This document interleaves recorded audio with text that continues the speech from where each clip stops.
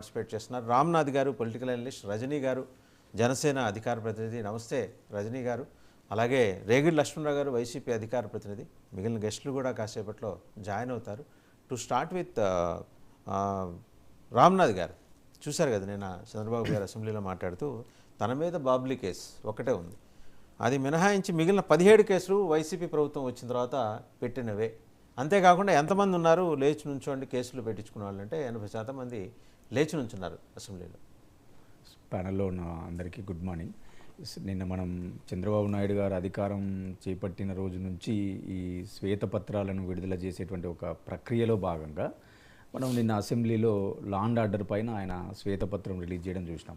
So ఈరోజు దానికి కౌంటర్గా YCP వాళ్ళు కూడా మాజీ ముఖ్యమంత్రి జగన్మోహన్ రెడ్డి గారు ఒక ప్రజెంటేషన్ ఇవ్వబోతున్నారు అనేటువంటి వార్తలు చూస్తున్నాం.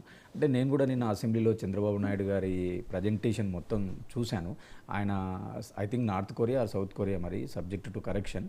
సో ఒక నార్కోటిక్ సంబంధించిన ఒక నియంత ఎలా ఎదుర్కొంటూ వచ్చి దేశ అధ్యక్షుడు అయ్యాడు అనేటువంటిది ఏదో ఒక సినిమాను కూడా ఆయన కోట్ చేస్తూ అక్కడ ఉన్నటువంటి సభ్యులకు ఎక్స్ప్లెయిన్ చేసేటువంటి ప్రయత్నం చేశారు. నార్త్ కొరియా ఎస్. ఆయన ప్రజెంటేషన్లో మనకి ఏం కనపడిందంటే వివేకానంద మర్డర్ కేసు దగ్గర నుంచి ఆ రోజు ఎన్ని గుళ్ళను కూల్చారు, ఎన్ని దేవాలయాలను నాశనం చేశారు. సో ఇలాంటి ఒక డేటాతో ఆయన ప్రజెంటేషన్ నిన్న అసెంబ్లీలో దాదాపు ఆయన సుదీర్ఘంగా ప్రసంగం చేయడం, తర్వాత ఆయన కొంత హెచ్చరిస్తూ కూడా మీరు గతంలో వాళ్ళు అలా చేశారు కాబట్టి ఈరోజు మనకు ప్రజలు అధికారాన్ని ఇచ్చారు, మీరు కొంత ఒళ్ళు దగ్గర పెట్టుకొని పనిచేయాలా, ఈరోజు ఏదో మనం పవర్లోకి వచ్చాము, మనం 164 మంది ఉన్నాము, మనం ఏం చేసినా నడుస్తుంది అనేటువంటి దూరంలో పోకుండా కొంత జాగ్రత్తగా వ్యవహరించాలా, ప్రజల పట్ల బాధ్యతగా వ్యవహరించాలా అనేటువంటి ఒక సందేశం, ఉపోద్ఘాతం ఆయన ప్రసంగం చూశాము.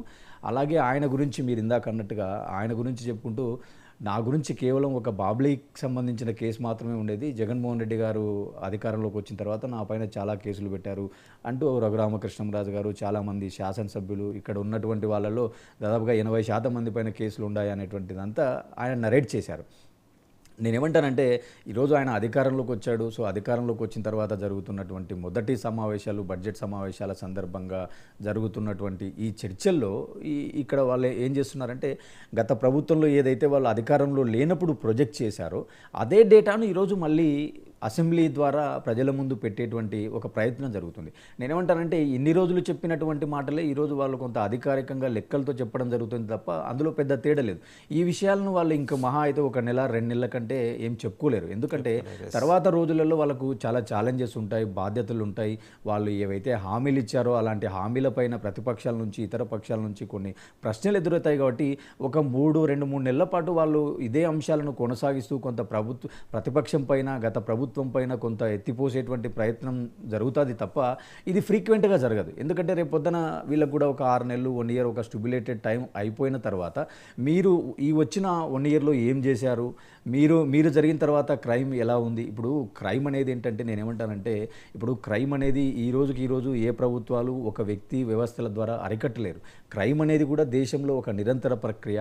క్రైమ్ అనేది దేశంలో పెరిగిపోతుంది అంటే అది వ్యవస్థలు ఫెయిలూరు, ప్రభుత్వాలు ఫెయిలూరు, సమాజం ఫెయిలూరు, మనుషులుగా మనం అందరం ఫెయిలూరు. దానికి ఏదో ఒక రాజకీయ హత్యలు కొన్ని జరిగినంత మాత్రాన ఈ మొత్తం ఏదో క్రైమ్ అంతా ఆ ప్రభుత్వమే చేసిందని లేదా క్రైమ్ అంతా కొందరు వ్యక్తుల చేతుల్లో ఉందని అనలేం.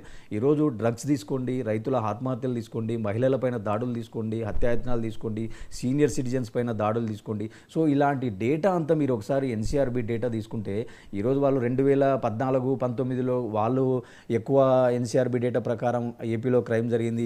అదేంటంటే ఎన్సీఆర్బీ డేటా ఏ ప్రభుత్వం అధికారంలో ఉంటే వాళ్ళకి అనుకూలంగా లెక్కలు అందులో కనిపిస్తుంటాయి. అంటే అలాంటి వెసులుబాటు ఆ డేటా తయారీలోనే ఉంటుందో ఏమో. ఒకసారి రామ్ కుమార్ గారి దగ్గరికి వెళ్ళాం. రామ్ కుమార్ గారు ఎన్సీఆర్బీ డేటా గురించి ప్రస్తావన